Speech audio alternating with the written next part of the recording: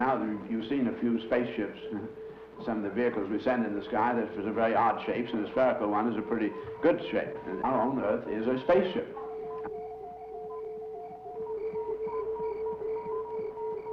It's a spherical spaceship, only 8,000 miles in diameter. We're zooming through space around the sun 60,000 miles an hour. And the galactic system itself moving fantastically from the other nebula. Our total speeds get up into fantastic kinds of hundreds of thousands of miles an hour.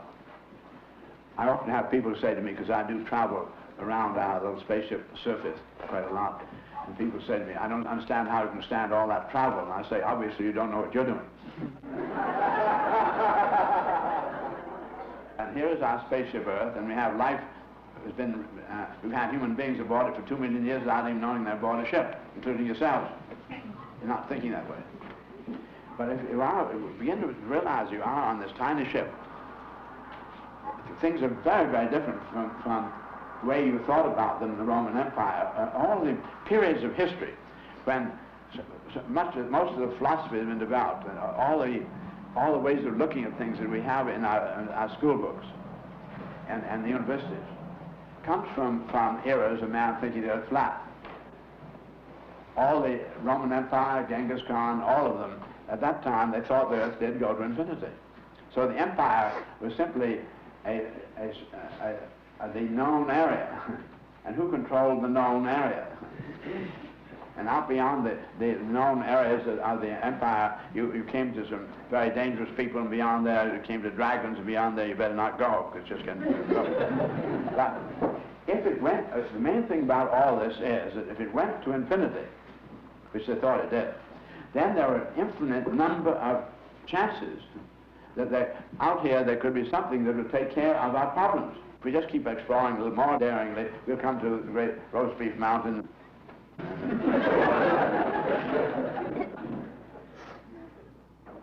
We have with us today an unusual person, rather a remarkable person. Mr. Fuller is described as an architect. He is that because of his intense concern with living space. But he is something more than an architect, because his obsession is with the architecture of the universe. We all have heard of Mr. Fuller's invention, the geodesic dome. It is now seen all over the world. It is a brilliant use of space and material. Then the world map and other items. But what is far more important, Mr. Fuller has shown how to get the maximum from the minimum material by making the most intelligent use of the resources available on Earth. He has often spoken of how he was born with the handicap of farsightedness. As a child, he could see the far-off things clearly. And as a young man, he lighted upon the idea that if Einstein is more right than Newton, then the mind ought to live in tune with the speed of light.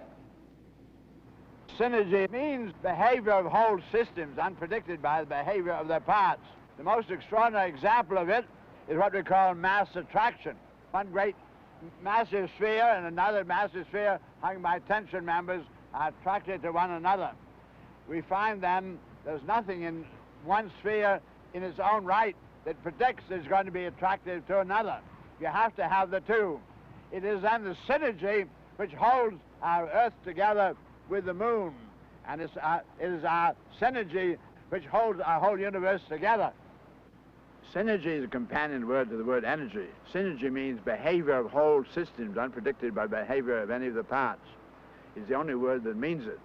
The fact that humanity is unfamiliar with the word means that humanity does not think there are behaviors of wholes unpredicted by parts. The very essence of our solar system or whole scheme of our universe is held together by these synergetic behaviors. I became interested in what myself, as a very average, really low average man, might really have that could be turned to advantage of others. And if I could make such discoveries, and they would be really experimental, they might this might open up other people making such discoveries, because what I was hoped to look for was not recognized in any school or any of the conventional ways of treating with young people. And I saw young people really discouraged on a beautiful spontaneity in the child that was continually frustrated in one way or another.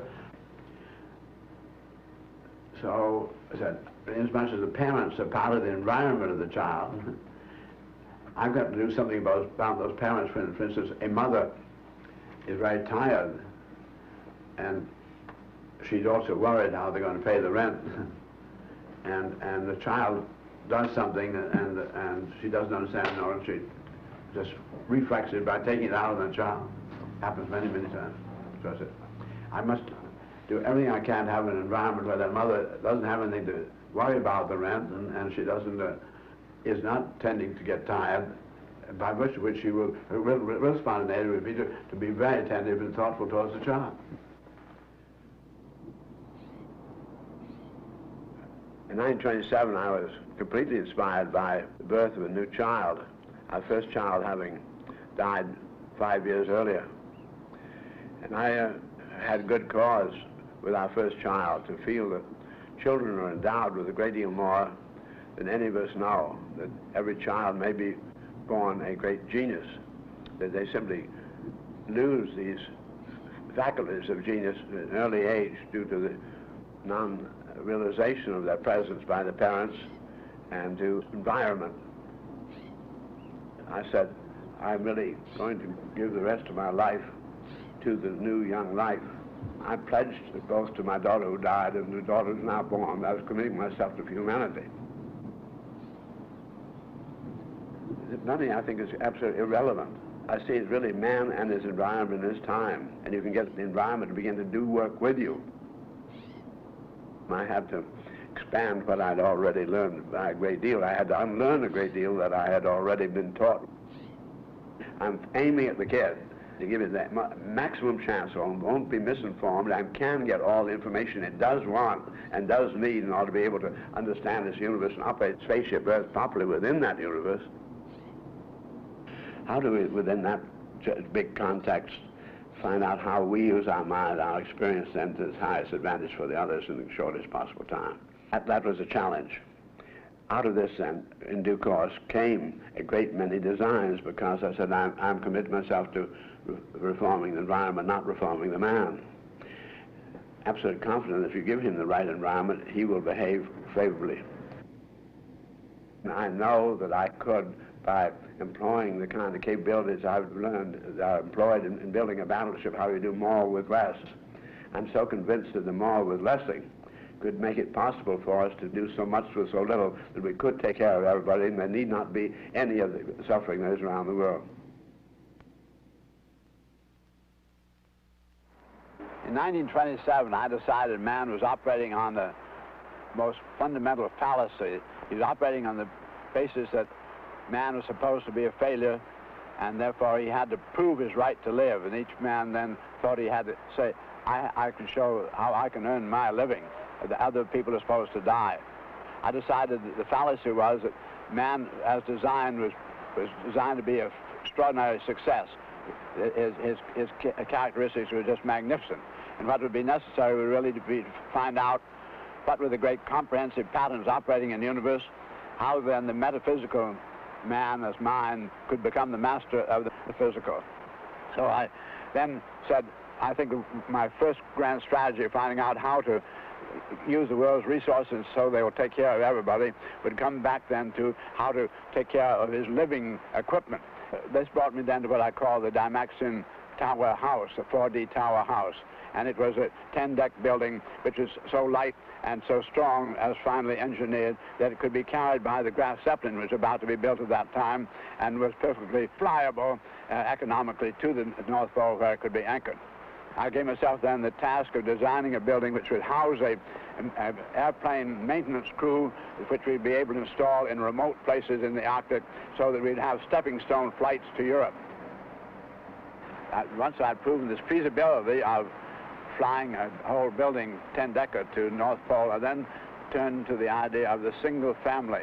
So I developed what I call the single family Dymaxion house.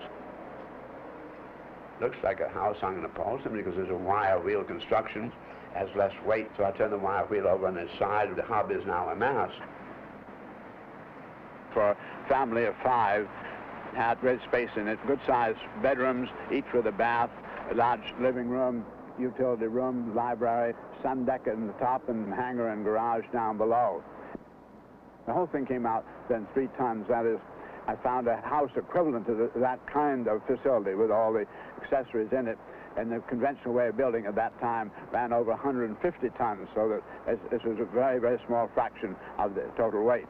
This then brought me to a whole series of additional experiences. Later on, 20 years later, in 1947, I developed in the Beach Aircraft Company in Wichita, Kansas, the first actual Dymaxion house. I built then with the aircraft industry's extraordinary structural capabilities. Made across all of aircraft aluminum. The mass itself was stainless steel. It consisted of 7 tubes bound together in a hexagonal collection, and each tube weighed only 10 pounds. It was 22 feet high.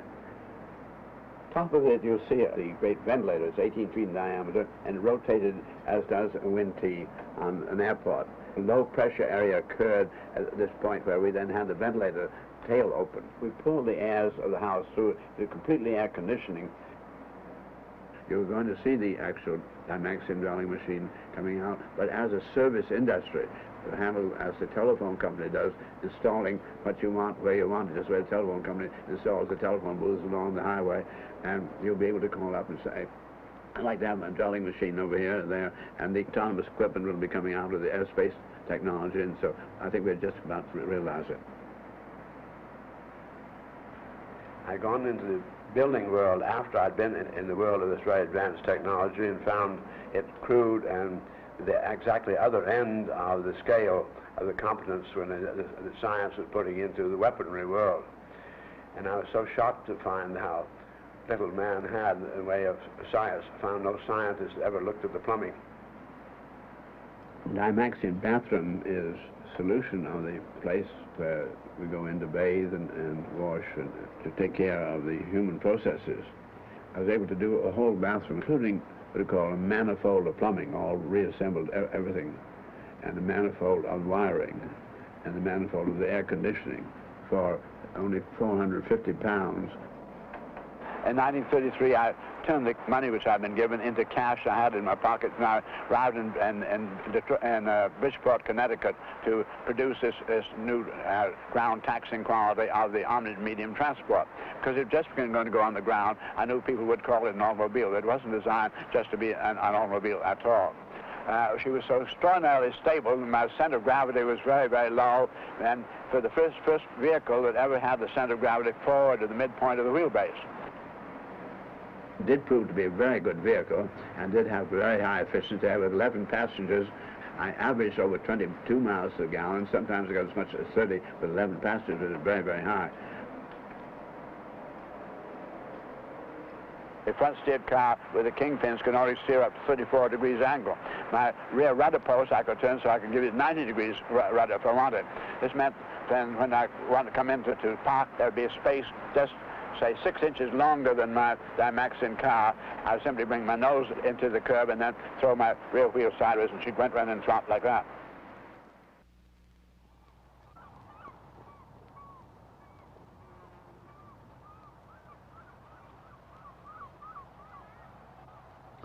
Look at all the seals down there on Bear Island Ledge sunning themselves in the...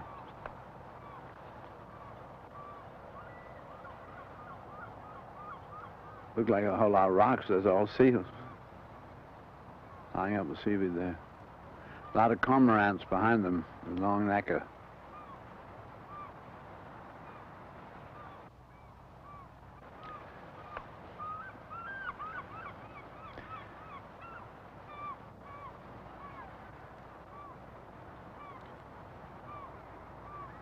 In approximately all of the yesterdays of known 2 million years of man on Earth, man has been so very busy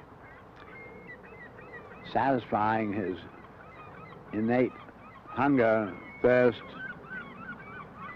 reproductive urge that he's had very little time for questions about why man happens to be in the universe. But today we have so much of our environment under control that our young world has considerable time. A great deal of the problem of young world today is trying to think about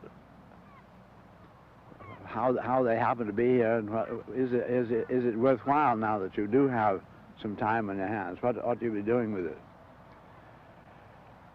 I find that there's never been very much more of opposing the question than that of Shakespeare when he spoke about man as a theater goer, to be pleased or displeased with his play of life.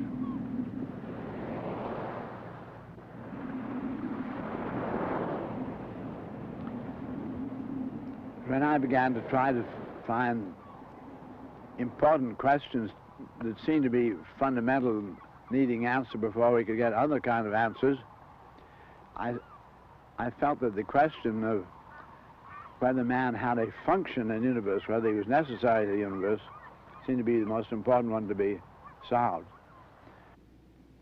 To understand man's function in the universe, you'd have to have immediate reference to the most important scientific findings of our recent decades.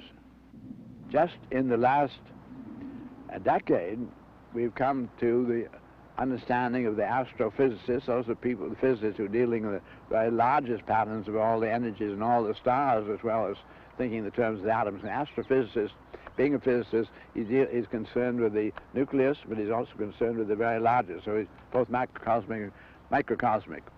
And he has to understand the interrelationships of the very big and the very little. And he's come to the realization that no matter how that we have in the vicinity of our particular planet, the chemical elements of high order number like uranium and the isotopes of uranium, these large number aggregates begin to come apart gradually. They have, after a certain amount of time, they separate into a plurality of other elements of lower order number, so that there is in the vicinity of Earth a continual separating out into lower order number, working towards the hydrogen. But the fact that there are high order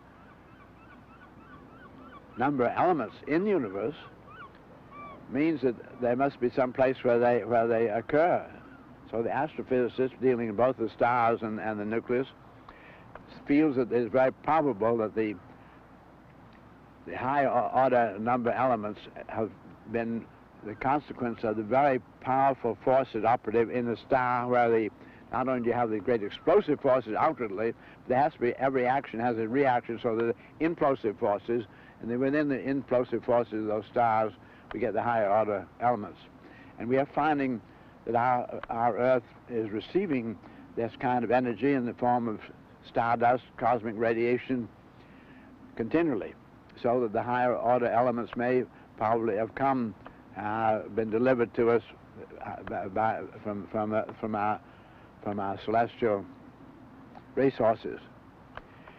Now, we also do know that core of Earth, we don't know this, but the working assumption of core of Earth really relatively very few elements, but the very large numbers of chemical elements present on our Earth are all near the surface crust. They seem to have come to us from other stars.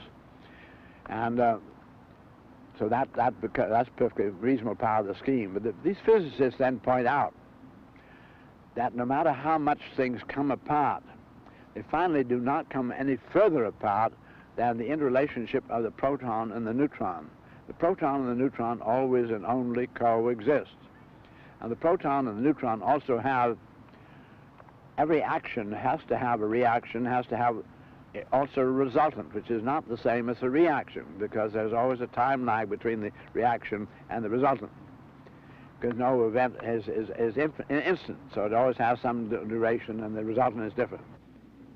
The speed of light had not been measured till we came into this century. And with the measurement, and nobody even supposed that light had a speed. Therefore, all of the scientists before our century, looking at the stars, assumed that every star was always right there. We had what we call instant universe, which was a complete misapprehension. If we had instant universe, universe was in a sense a thing, a static. With Einstein's paying great attention to Michelson-Morley's experiment, which demonstrated the light does have speed. It takes 8 minutes for light to get to us from the sun. It takes us light 2.5 years to get to us from the next nearest star. That you're looking at one star out here at night, and it's a live show taking place 30,000 years ago. The light just getting you this second. Right next to it is a star, a live show 3,000 years ago. Right next to it is a live show 20 years ago. Einstein said quite clearly, our universe is an aggregate of non-simultaneous and only partially overlapping events. Each one of these is transforming. Some of those stars not even there anymore. We have then, he said, a scenario. Universe is a scenario. As, for instance, we have a man who's born, and then he gets to be a father, and he has his children and grandchildren, and then he dies. They go on. But looking at the sky here, we're still seeing grandfather. So we're getting really the scenario report to us in an odd manner, very disorderly way. But universe is scenario. Now, that is just of this century that we think that way, and society is not yet thinking that way. Also then, in view of the entropy, Einstein said, I see that this child is growing up and getting bigger. Therefore, I don't think, as the scientists had been thinking up to then, that energies were always, the universe is running down. He said, I think when the energy leaves this local system, it is taken on by another system. Scientific review of experiments shows that's exactly what was going on. So only in this century have we come to discover that the energies are not lost, the universe is not running down, and our new norm is Einstein's norm, which is that energy is always transforming, and the very highest velocities at which things can transform or change, the rate at which energy goes right away from itself radiantly, which was at the speed of light. So 186,000 miles a second is normal. Anything we call matter is where the energies trip themselves up like knots and develop local constriction and become something we call matter. But they're going around at the same speed, but very, very locally. Every local system giving off energy then must be affecting other systems. We find this is exactly what goes on. All the living creatures, for instance, are continually affecting the environment. The environment becomes changed, and the changed environment affects the creatures. This is the way in which the universe is evolving. Therefore, change is constant and change is normal. It's only since Einstein that change has become normal. I said we have all the physical, anthropic, and increasingly disorderly, and we have our own little Earth demonstrating it's a place in the universe where energies are collecting and increasingly orderly, and we have man amongst all those mammals, and we begin to try to understand him. And he has a capability that we don't find in any of the other living creatures. That is what we call mind. Now, we have this whole phenomena of just being able to communicate. And I would come then to something I did this year. I spoke before the American Association of Neurosurgeons. There were 2,000 of them in Chicago in their annual Congress. And I said that, of course, as you know, for the last 2 decades, we had neurologists and physiologists probing the brain with electrodes. These men who've been doing so have discovered a great deal about the process, this information handling and storing that goes on here, and communicating as it does. And it's a very extraordinary kind of telephone system. And they say, however, that regarding this total system, that it's easier to explain all the data they have if they assume 2 prime variables, one which they'll call mind and the other brain. It's easier to explain all the data with 2 than it is they assume only brain. And why? Because they find that there are conversations that go on over the telephone system that are not explicable as feedback of the system itself. I differentiate between mind and brain very clearly. Brain is part of his physical equipment. There's so many cubby holes, every neuron is where he stores, like our film here or tape recording. He has every experience he has it puts into his memory bank. The memory bank is the brain. Mind, and the mind alone reviews the total inventory of experience, and from time to time finds something running through all of them. As, for instance, if you had a stack of punch cards, they're all the same perimeter size, say 4 by 5 inches, full of holes. Look very random to you and I. Stack them all up vertically, guides to the edges, and put a light below. Suddenly you see 2 holes through which light comes through. Those 2 holes are constant to every card. This is typical, we call a generalized principle. It holds true in every case. In literature, there's something called generalization, which is trying to cover too much territory too thinly to be persuasive. But in science, we have a generalization. A scientific generalization means discovering a principle which holds true in every case and never fails. We have a man going through the forest, and a lot of trees have fallen. There have been great storms, and he finds he's walking along on top of a tree to try to get from here to there, and the tree begins to sink kind of slowly like this, and he says, "What's going on?" He retreats back here. And then he gets out in here again, and goes down slowly. He sees a tree on top of him is lying across to another tree, and the other end of the tree he's on is under a great big tree, and he tries to go over and lift it. He said, "I can't lift a tree like that," but every time he comes over here, the big tree is lifting. So he said, "I think I got a magic tree," and he drags it home, and everybody worships it. But pretty soon, his wife says, "I think any tree will do," and that's really a generalization. And this is our principle of leverage. For instance, I'll just take it. Here's a piece of a good stout wood, and we get down here to a stone. I'll try this. Sure enough, I lift a big stone. Whatever the distance from the fulcrum to the load is your basic increment. Come out 1, 2, 3. I'm now able to, my effort will lift 3 times my own weight. It doesn't have to be wood, it could be reinforced concrete. That's the typical generalized principle. Not so many of them, they're all interaccommodative, and they work anywhere in the universe. Take a piece of rope. And I take this piece of rope and I begin to tense it very, very vigorously. And the more vigorously I tense it, the tauter it becomes. When we say taut, we mean the rope contracts and gets harder and harder, which means that while I'm only purposely and consciously tensing it, it is at 90 degrees to my tensing is getting into compression. So we're discovering I hear many architects talk about just using tension. I find that they can't have the tension all by itself. There's compression occurring at 90 degrees to the tensing. Now I take a number of steel rods, round rods of the same size. Each one is long enough so that if I pushed it like this, it would bend very easy. It's very slender. I take a bunch of them and compact them as tightly as you can, get them into the hexagon, the honeycomb pattern, what's called closest packing. They can't get any closer together. Now I've put some bands around them like this, wrap them together. Now, when I load the whole of them as a group, as a column, from the top here, the rods can't bend towards each other because they've already packed the closest they can go. They can only bend away from each other. There's nothing to stop them opening that way, except there are some bands around it. So as I load this column, like a cigar, its girth tries to keep stretching. It gets a little fatter and fatter. As it gets fatter and fatter, it means the girth goes into tension. So while I'm purposefully loading and compression, it goes into tension at 90 degrees again. So we find tension and compression always and only coexisting. Another of the generalized principles would be principles of wave behavior. Throw a stone in the water and you got a most beautiful wave. See a circle emanate like that, and then even though there's another big wave coming, it had an integrity all of its own. Let's identify a man to start off with as what I call a pattern integrity, and I'd like to make clear what I mean by pattern integrity. I'm going to take a piece of manila rope, and then I'm going to splice into it a piece of cotton rope. Splice on the other end of the cotton rope a piece of nylon rope. I'm going to make the very simplest knot that I know, which is simply to go around like 360 degrees in this plane, 360 degrees in that plane.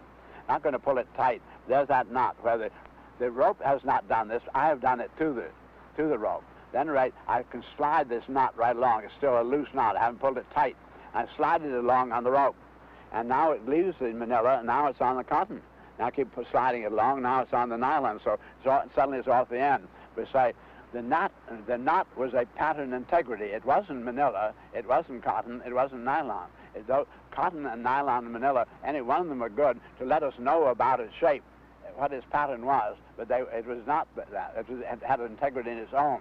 We drop a stone in the water, and a most beautiful circular wave emanates. And I then try it in milk, and it works as well. I try in kerosene, so I discover that wave is a pattern integrity. And then the next thing that I try is say, I'd like to know about that wave apparently isn't just water, and it isn't milk, and so then I try sprinkling sawdust all over the water. Very neatly, make beautiful film of sawdust. Then I drop one piece of red popcorn on it, and I put a transit and a moving picture camera very carefully aimed at that red popcorn. We drop the stone over here in the water, and the yellow sawdust makes a wave, and suddenly the red popcorn goes out from the center of the earth, into the center of the earth, comes right back where it was. They simply went in and out towards the center of the earth to accommodate the wave, to let it go by, just as a piece of rope accommodated the knot sliding along on it. I want you to think about yourself now in the terms of a moving picture scenario. You've all seen moving pictures run backwards where people undive out of the swimming pool back on the board. I'm going to run a moving picture of you in a backwards manner. You've just had breakfast. Now I'm going to run the picture backwards, and all the food comes out of your mouth and on the plate, and then the plates go back up onto the serving, and then they go back in the things on the stove, things go back in the icebox, they go back into cans, come out of the icebox and in the cans, and they go back to the store, and then from the store go back to wholesaling, then they go back to factories where they're going to put together, and then things go back into trucks and then ships, and then they finally get back to pineapples in Hawaii, and then they go, the pineapples separate out and go back into the air, the raindrops go back into the sky, and so forth. And within a very fast, accelerated reversal of a month, practically everything has come together that you now have on board of you, which is gradually beginning to be your hair and your skin and so forth, was a couple of months ago, some air coming over the Himalaya mountains and so forth. In other words, you got very completely deployed, and so I want to begin to think about yourself in an interesting way, as each one of these, there were trajectories. If we'd had a tracer, some way of putting tracers on to make photographs, we could see these very remote chemical elements gradually getting closer and closer together, and finally getting into these various vegetable places, and in the roasts, and in the tighter in cans, getting in the store, finally getting into just being me, and that's being temporarily my hair, my ear, some part of my skin, and then that breaks up and goes off and gets blowing around as dust. In other words, I'm coming to a concept of each one of us being a very complex set of slip knots sliding along on a very complex pattern integrity which you're born with.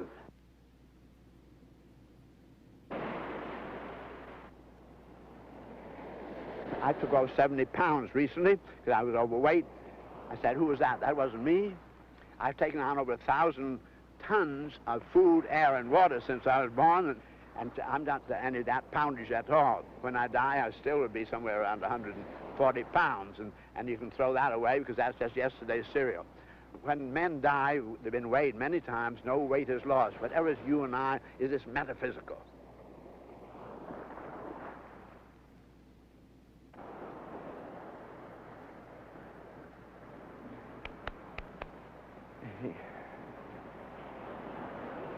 Every wave in the universe has its own integrity.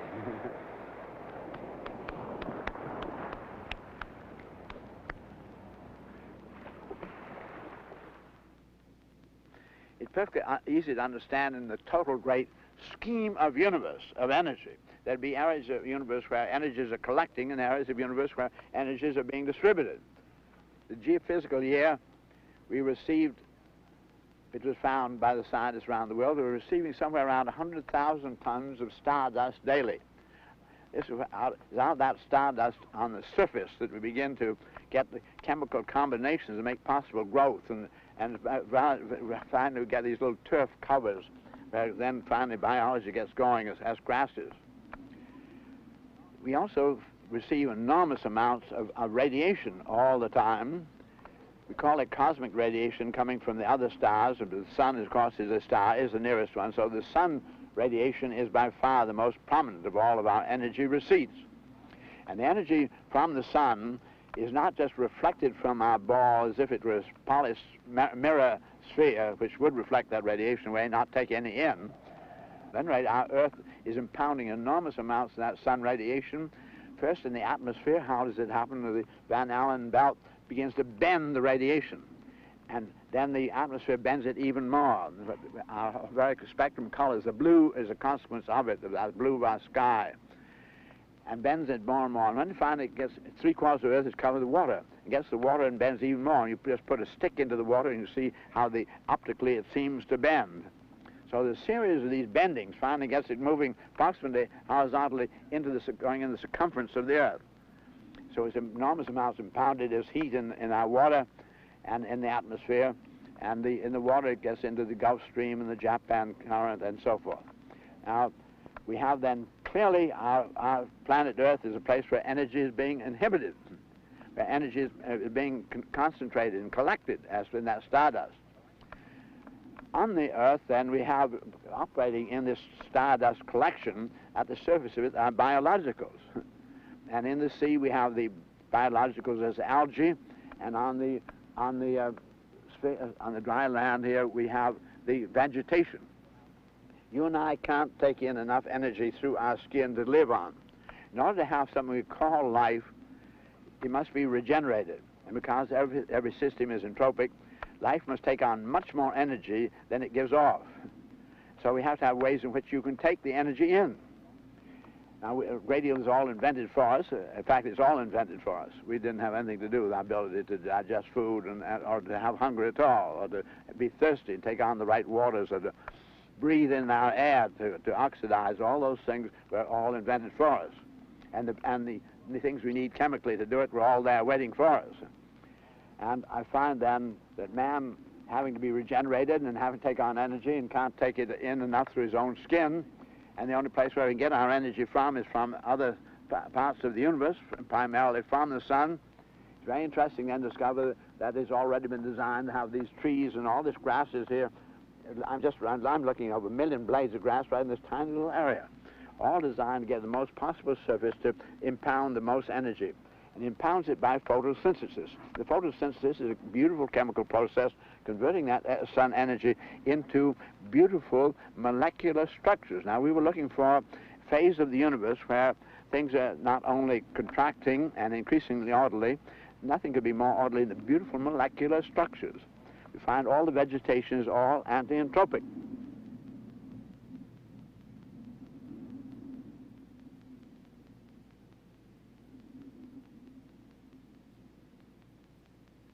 All systems, as viewed from inside, are concave, and as viewed from outside are convex.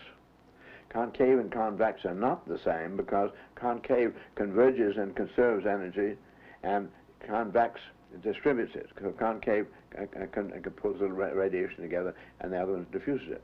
So they're not the same. They're not the same energy effects, yet they always and only coexist.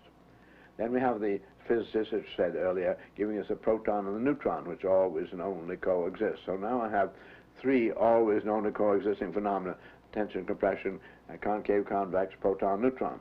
Now I've developed something we call theory of functions. Theory of functions, where you have x and y as the 2 functions, which vary in respect to one another.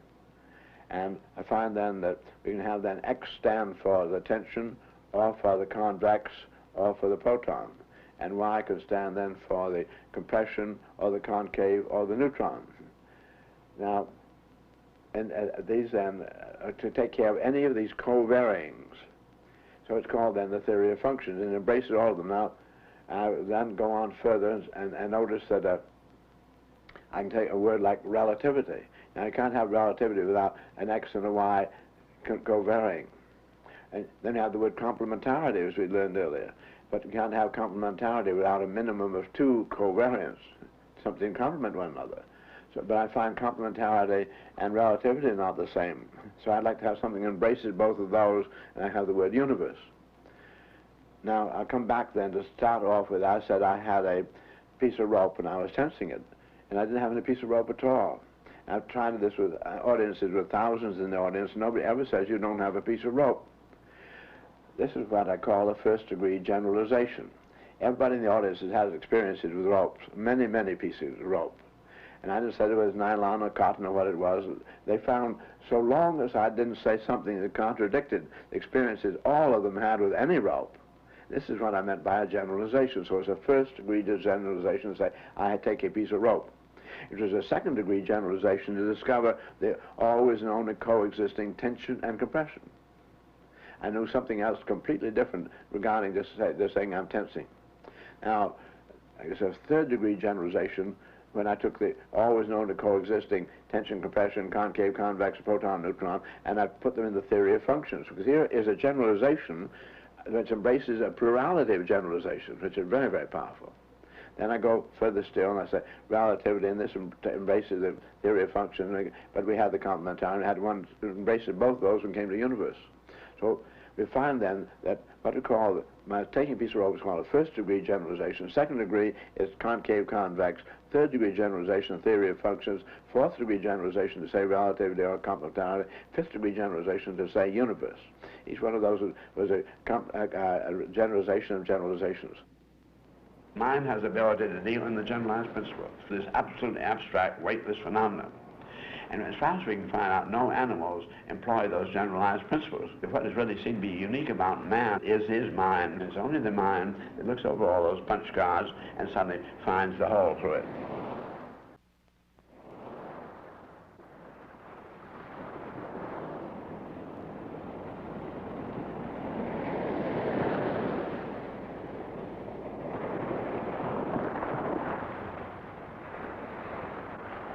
I remember the first time ever looking back in the wake of my ship and seeing all the whiteness and the foam, and I said, that's white because it all consists of bubbles. And I said, how many bubbles am I looking at? And I find I'm looking at fantastic numbers of bubbles. Here comes in this way. Look at all this whiteness, all those bubbles. Beautiful, beautiful bubbles, every one of them. I said, now, I've been taught in school, in order to be able to design, because a bubble is a sphere, you have to use pi. And the number pi, 31416, on and on goes the number. We find that it cannot be resolved, called transcendental irrational. So I said, every time nature's making one of those bubbles, how many places she carry out pi before she discovers you can't resolve it? And at what point does nature decide to make a fake bubble? I said, I don't think nature's turning out any fake bubbles. I think that nature's not using pi. So this made me start looking for ways in which nature did contrive all of her menstruation, her spontaneous associations without using such numbers. And I'm quite confident I really have found her coordinate system where she doesn't have any irrationals whatsoever. Because in the chemistry you find her associating H2O, not H pi O. Always whole rational low order numbers, all of associating dissociating.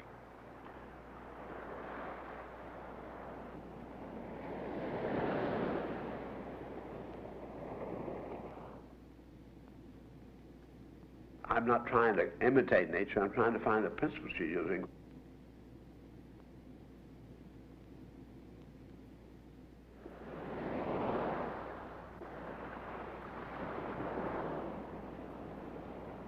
Now get that seaweed is kind of most extraordinary structuring. Very, very strong in tension, and have these beautiful little pneumatic bulbs to make it float just exactly at the right depth in the ocean, and to just exactly the right depth for her to prosper and do whatever it has to do. I get down to the details of this, looking at it like our friend's plastic and all those little mass attraction, the curls that go on there. Nature's formulations are just, to me, absolutely unbelievably magnificent.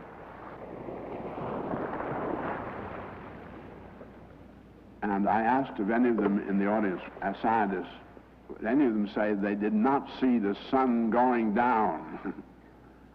And no hands were raised.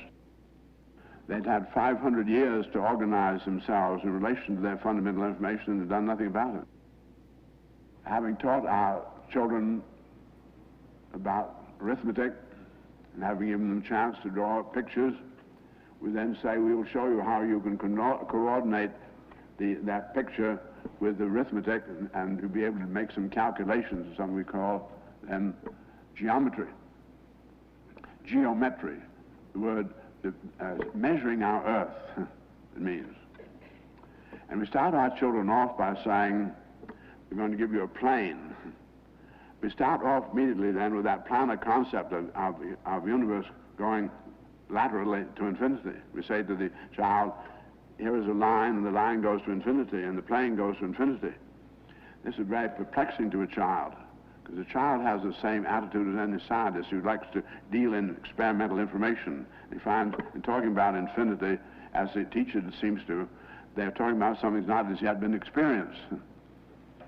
I'm really convinced that our troubles spring from our continually feeling so sort of comfortable. That's the way I learned it. That was good enough for me, and we did get along, and we did have a lot of fun, and so forth. So let's let it go that way. It's too much trouble to rewrite the books. We bought all those libraries. We taught all our teachers to teach it that way. So you just keep on teaching error. And the plane geometrical figure is described, for instance, as a triangle. A triangle is an area bound by a closed line of 3 edges and 3 angles. A circle is an area bound by a closed line of equal radius from a point. A square is an area bound by 4 equal length sides and 4 equal angles. All of the geometrical figures are areas bound by closed line, which is then teaching our children that which is reliable and computable is always on one side of the line only. On the other side of the line, we don't have any definition. Why? Because it goes to infinity, therefore it cannot be defined. Because of our starting with plane geometry and the nonsense of the infinity, we have given then a basic bias. We start our children off then, only our family is safe. We're on the understandable side of the line. Our town, our country is always that way, this bias. Now, when we do deal in what we call systems, and systems are conceptual and they subdivide total universe into without an outsideness and an insidedness and a little bit of the universe which is the system itself. And systems return upon themselves in a plurality of directions, whether they're spheres or cubes or crocodiles. And it is a quality then of systems that they have unit surface. Now, when we draw a closed line on a closed surface, as for instance the Earth, we automatically divide the total surface into 2 areas. As for instance, if we draw a circle around our Earth of a plane going through the center of it, makes what we call the equator, and divides the Earth into southern hemisphere and a northern hemisphere. If you go outside here, out to the ground, and draw a little circle on the Earth, you automatically divide the surface of our Earth into 2 areas. You said, I did not mean to make that great big one. And because you were thinking of the things going to infinity, it becomes very shocking to realize you've drawn the big one. You look at any painting, any drawing, just research your memory, you find everything breaks down into lines, areas, and crossings. Those lines of Euler's take some time to be generated. And how long they take to be generated is measured by some kind of cycle. You look at your watch, you look at so many seconds, there's so many cycles, so many heartbeats. So you go in this direction on this line for so many heartbeats or so many seconds, and then you change your direction. So you have to say, what is the angle of change? In order to start talking angle at all, you have to have some line of reference. So you take, say, the line of reference between your head and your feet. So there's that line, and you observe in relation to the angle, this line of yourself. You go at such and such an angle off from the vertical, and you go in so many seconds. Then you say, I now change and go in another angle, which is also describable in relation to the original line. So that we find all phenomena in the universe can be described mathematically by angle and frequency change. The frequency being then how many cycles there are that you went along any one line. Now that we then know that time is measured by cycles and lines are so many cycles long, we begin to think about patterns in a very mutable kind of a way. As for instance, I got here a necklace. It's a necklace because I can drape it over my shoulders. It's drapable. And the reason it's drapable is that the angles are all varying. The lines, which are such and such a length, because let's say one of these lines here is so many frequencies long, so many heartbeats you get from here to there. Each one of those lines is staying the same. The lines are not changing, so what is changing here is the angles. I'm going to take out one of the necklace strands. Let that go out. So she's still nice and flexible, and she can still drape it over me. Now I'm going to take out one more of those. And still is all flexible and drapes around on my shoulders. I'm going to take out one more. Came apart on me. I'd like to take out one more. And it still is flexible. You and I tend to call what we have left here at the present time a square. But it really isn't square, because it distorts in diamond, it can drape over my, it's a necklace that can hang over my shoulders like that, completely flexible that way. It can fold up into just being, look like one. I'm going to take out one more bead out of that necklace. And suddenly, a very extraordinary thing happens.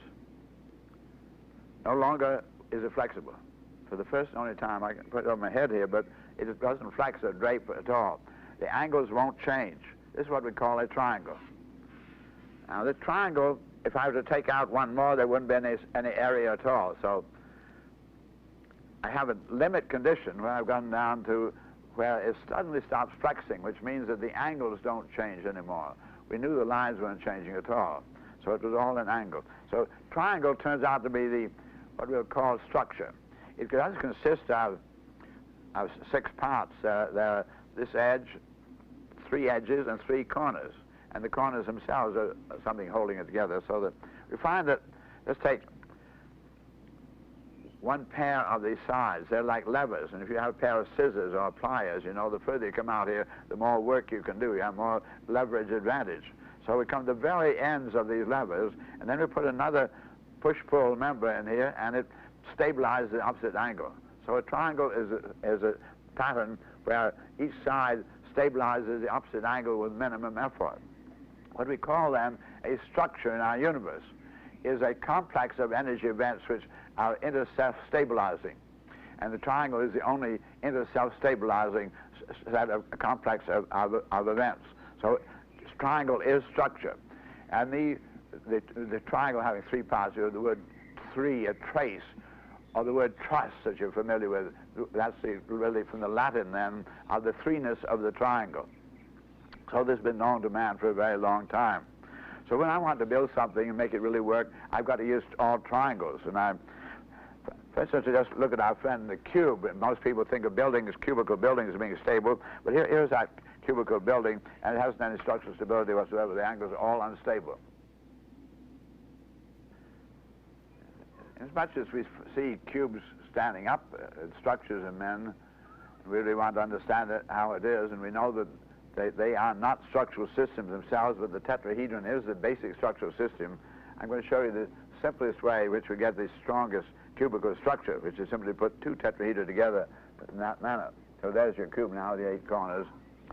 Then there are 2 other structural systems in the universe besides the tetrahedron.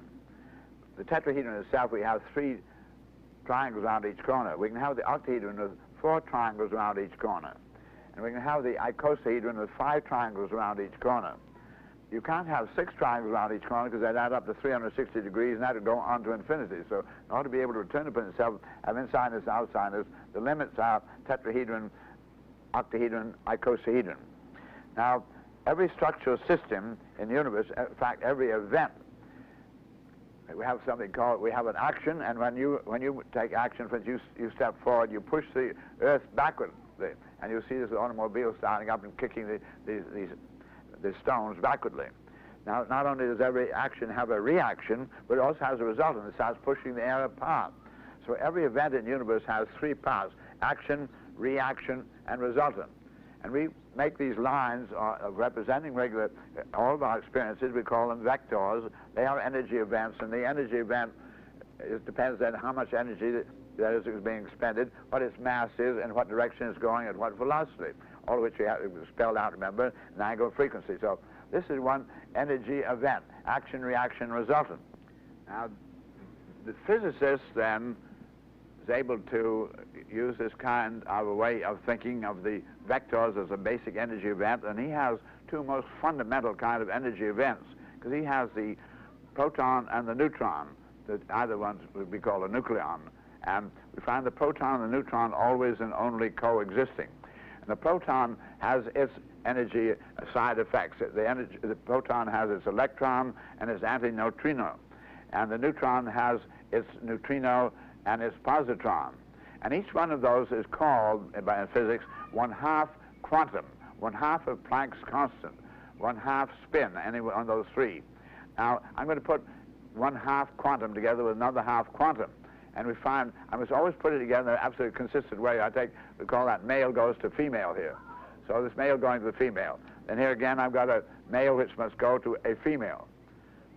This leaves me then another male here which must go to a female. So here's a female.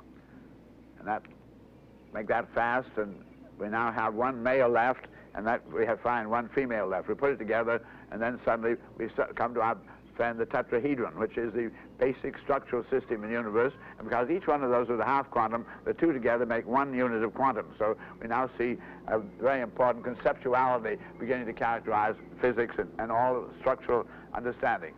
Now I take the icosahedron itself, and I'm going to be able to remember then that a basic unit of quantum has 6 edges, or 6 vectors. So a basic energy event has 6 vectors. We'll call that then one unit of quantum. There will always be 6 edges. And we find that the octahedron has 12 edges, or 2 units of quantum. The icosahedron has 30 edges, and 30 divided by 6 means that 5 units of quantum. And the tetrahedron by itself has then 6 edges, or the 1 unit of quantum. If I use the volume of a tetrahedron as unity, the octahedron has 4 volumes, and the icosahedron has almost pretty close to 24 volumes. So that for 1 unit of quantum, which is 6 edges, to get 1 unit volume here I get, however, 2 units of quantum, giving me 4 units of volume, and here I'm getting 20 units of volume for 5 units of quantum invested, so that we get the most volume with the least quantum in the icosahedron. So that becomes then a very basic structural system. I use it for geodesic domes, and nature uses it for all of the protein shells of all of the viruses. Remembering then our 6 units of vector edge give us 1 unit of quantum, I'm going to take 1 unit of quantum out of the icosahedron, which has the 30 edges, or 5 units of quantum in. I'm going to take one and just leave it 4 of them in.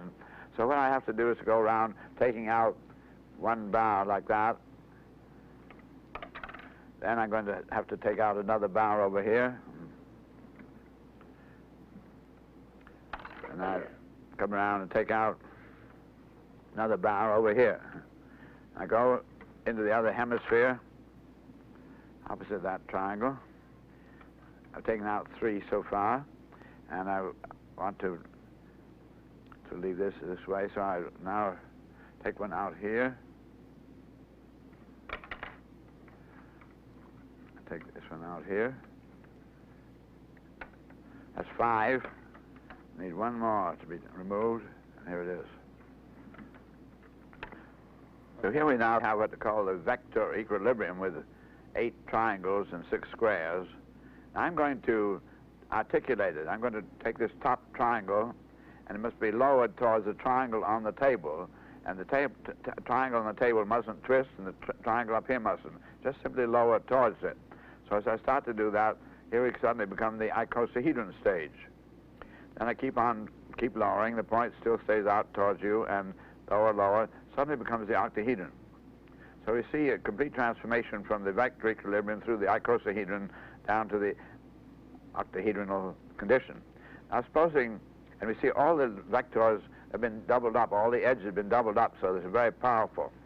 Now supposing this were a force, if I pull on it here, this forces it to contract. Supposing this were revolving in space, a whole group of stars, and another great star group here made a mass attraction and simply retarded this thing, then it would force it to contract. Now supposing this contraction, then the direction I see it coming around towards me like this, now this would make this top suddenly twist, torque, and plunge through in this manner to become the tetrahedron. So now we've gone through a great, complete set transformation from vector equilibrium through icosahedron, through octahedron, down to the tetrahedron, or the three basic structural systems in the universe. And now we see all of the vectors are fourfold. This is the way we go, for instance, from carbon, which is very relatively lightweight and soft, down to very hard diamond by getting into a doubling up of the vectors of the edges. Now we'll unwind again, up we come, back again to our friend the vector equilibrium, and we find that this pumps, sometimes it's called the jitterbug, pumping, pumping, pumping, but the center is not twisting. This point always stays towards you, so we have the whole system is contracting symmetrically. All 12 points approach a common center at a symmetrical rate. We have a very extraordinary matter in engineering here. Supposing then you would have a pressure on the roof of your building, you're used to the idea of the building flattening. But if the pressure on the top of the building here means that the whole building contracts symmetrically. The vector equilibrium contains the whole phenomenology of structure of universe. And it's 12 vertices here. If we put one in the center, it's called vector equilibrium because it consists of 4 hexagons. You see a hexagon plane here at the center, another hexagon plane here, another hexagonal plane here, and a fourth one here. And each one of those has 6 radii. So the 6 radii, the 12 radii to these 12 points are equal in value to the chords, because you think, look at a hexagon, has 6 edges and 6 radii. They're equal value, so the tendency to explode and the tendency to contract are exactly balanced. That's why it's called the vector equilibrium. And they represent the closest packing of spheres around one sphere. A feather sphere here, and then 12 spheres around it. So this represents the basis of all atomic packings and so forth, and all the oscillations and wave phenomena that are articulated in our electromagnetic world. Vector equilibrium is never witnessed by man. It is as pure as God. It is truth that is approached. It is exactitude that is approached. The nearest thing to the total patterning of all the patterns of complexity in the universe that we can find to the universe itself is man.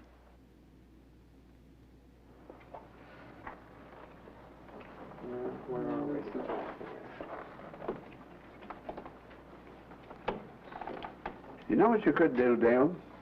I can see you keep reaching, and I was thinking you kind of keep reaching Antarctic and going off. And this is pretty good.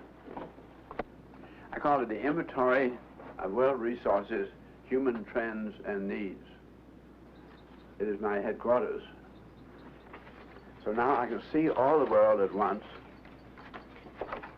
without any visible distortion of the relative shape or relative size of any of the data. Now this is very convenient because also I've been able to do it in such a way what we call the sinuses, where it breaks open. All in the water, so there are no breaks in the continental contours which we have in all of our world maps. So now you can see the whole world at once without any visible distortion, without any breaks in the continental contours, which means I have one world island and one world ocean. This gives me a basic background against which we're going to study resources, pollutions and so forth. We really want to know percentages, and if you put it on a background that's very distorted, such as the Mercator map, it's you don't get the right information. But because there's no distortion, if I find out where the demographic center for all the human beings are, and I put on 1,000 pins representing each one would be 1/10 of 1% of humanity, where he actually exists. I put him on this background, and this really is accurate. So any percentims that I put on here really can be read as percentims. If math was very distorted, you wouldn't get that sensation. So this makes it possible to really study world problems and get to the pollutions and resources and so forth. This is fundamental. Each pin here is 1/12 of 1% of humanity. I want you to get a little feeling by looking at it of the really how sparse the population in America is. About almost the same kind of density in South America, but then look at this fantastic, how Europe, concentration of people in England, concentration in Western Europe there, Italy not so bad, she's thinning down as she gets in Russia. Then there's vast distances, incidentally, between where Russia exists and where India and China are. But when you get to this area here, here's half of all humanity. Boom, just look at them. In China, the first movable type appears. You find the first balloons. You find the quaternary alloys, 2000 BC in China.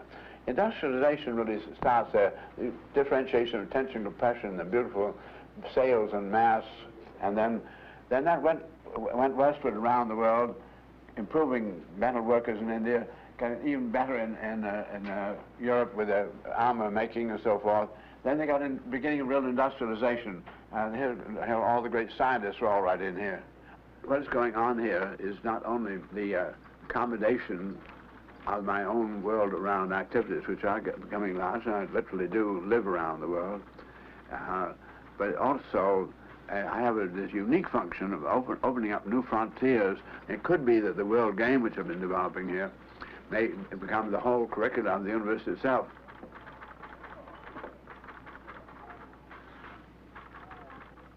My subject is that based on a very big picture. The very big picture is of all humanity now going through a transition so unprecedented, so unexpected as to be really very difficult to comprehend. And it's not just like going through the looking glass where you get a reverse pattern of yesterday. I can tell you that there are approximately, at all times now, 66 million babies in the wombs of their mothers. So 66 million is a very large number. See, it would be in the size of the nations, it would be a 10th largest nation in the world. I think all of humanity is coming out of a sort of a group womb of permitted ignorance of man, permitted ignorance, which is not a statement derogatory to man, but simply because it is the nature of the total process of regenerating life on earth, that the new life is born absolutely helpless and completely uninformed, though it has beautiful equipment, and being absolutely uninformed, it is very ignorant. That's what the word means. And even when I was young, humanity was 90% illiterate, and we've gone suddenly to almost complete 90% literacy, so that anywhere I go around the world, people have good vocabularies, and those good vocabularies got proliferated by the radio, getting into the homes and not through schools, and the television even more so, where they could correlate the words and the vision to see the objects, so that we have communication capability all of a sudden. But gradually discovering we do have this intellectual ability to acquire information and finding there are very reliable behaviors out of the physical universe which can be employed. Democracy certainly couldn't work so long as you really have an illiterate group who don't really know what's going on and leaving it to a power structure which has all the intelligence information, makes decisions without people really knowing why. So I say we're coming to this absolute new moment when it could be that a phenomenon of democracy really might work. There are logical things that can be and should be done for all of humanity, which a democracy might really see very spontaneously, and that's what you just do. Now, with the information proliferation that is going on around the world, this could become a possibility. And I think that is a moment we are really coming into. you're going to have to find out what needs to be done. How do you organize yourself to accommodate going from 1% of humanity to 99% of humanity who are now going to have to live and double or triple their lifespans, really give them a chance to enjoy the earth.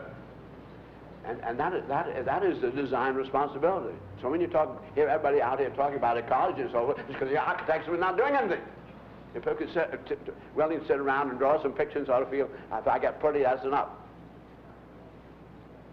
You don't ever have to worry about beauty or pretty, because if you really understand your problem, if you solve it correctly, so life really goes on. This is regeneration of life, and you do it most economically, so economically it is realizable. It always comes out beautiful. That's why a rose is beautiful. It is just one of those parts of the great regenerative process where there is an a priori design of the universe that had the universe working. If you want to be in part of that, you can't miss beauty. That part, your joy will be there. Your joy will be just as much as it is with a beautiful sunset. The number of people that are now talking about roofs over cities is very, very large. It's now getting to be accepted logic in the bigger planning and so forth. It's getting into the lingo. And it's the Garden of Eden. It's very small compared to talking about cities, but it certainly opens up the thoughts about such larger undertakings. Every time you double the size of a dome, your energy conservation goes up very rapidly. We get something the size of a city, and the energy conservation will be such that the enormous kinds of problems that we're having today about heat control and with air conditioning and enormous energy power would be reduced to almost negligible.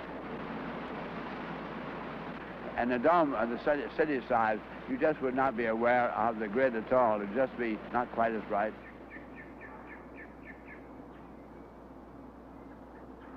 In this expo dome, we have a three-quarter sphere, so the walls start going away from you, and there's a very extraordinary psychological effect of this releasing you. Inside, suddenly realize that the walls really are not there. There's something that's keeping the rain away from you. It's like an umbrella above you. You don't feel shut in.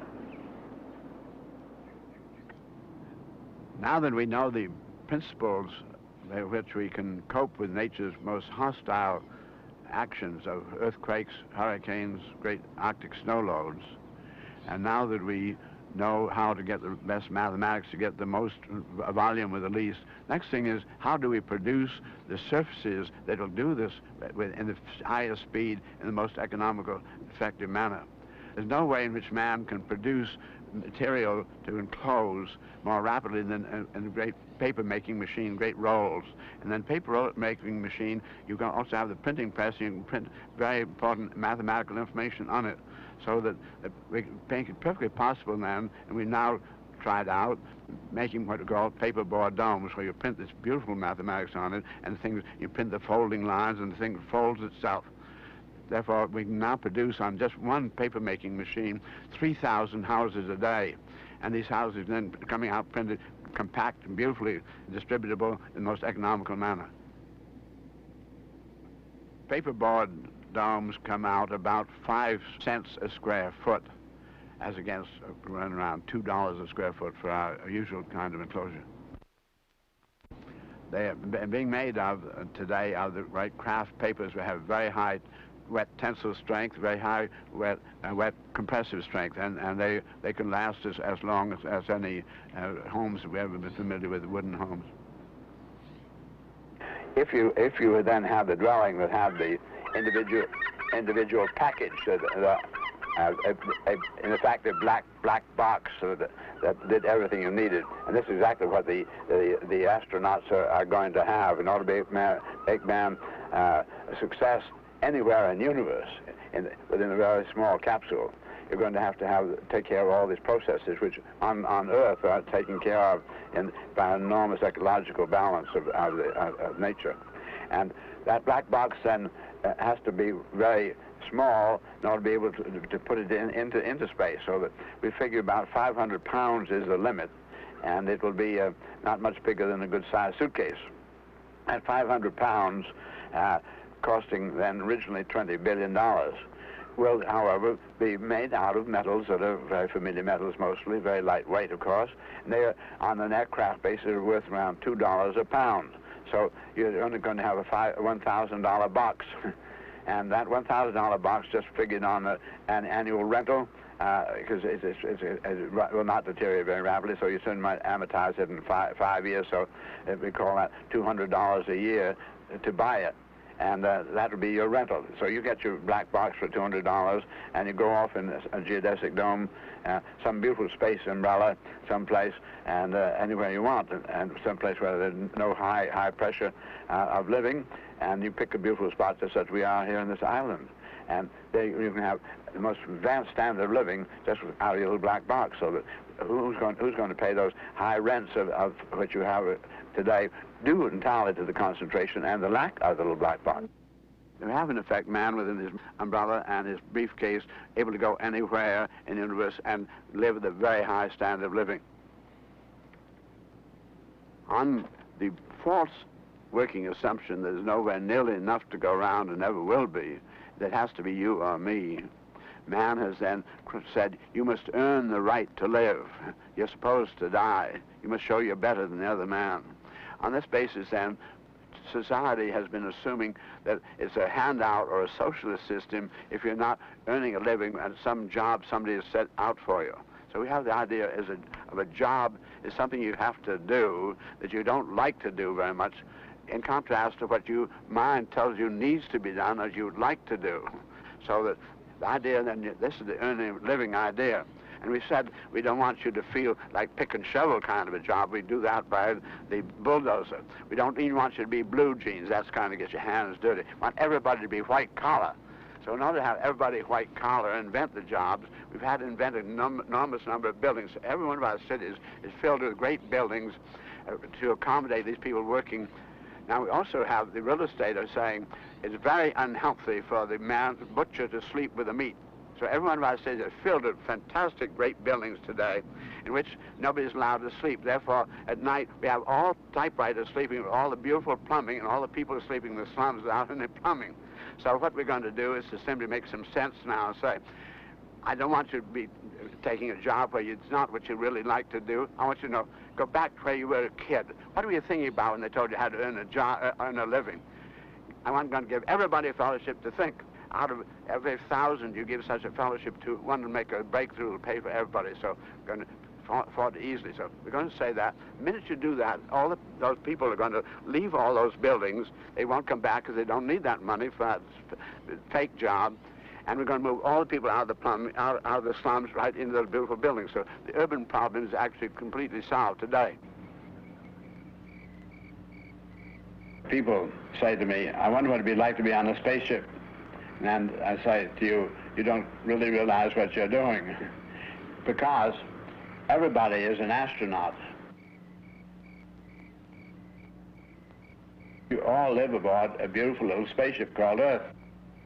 What is now as clear as the speed of light itself is our realization that we've come to enough knowledge about how to do so much with so little, to understand enough about our great universe and man in the universe to realize his function is that of the mind, ability to bring great order.